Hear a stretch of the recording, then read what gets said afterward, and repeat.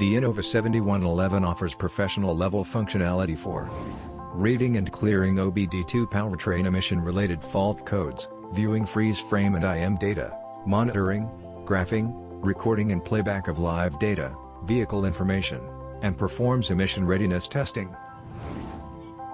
Emission readiness LEDs display the vehicle's emissions inspection or smog check status. Green LED indicates that all engine systems are running normally, and all emission monitors are active and performing their diagnostic testing. The malfunction indicator check engine lamp on the vehicle's instrument panel is off.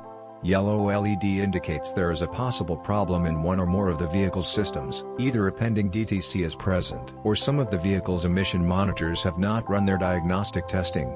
Red LED indicates there is a problem in one or more of the vehicle's systems. The malfunction indicator check engine lamp on the vehicle's instrument panel is on. For more information, visit Innova.com.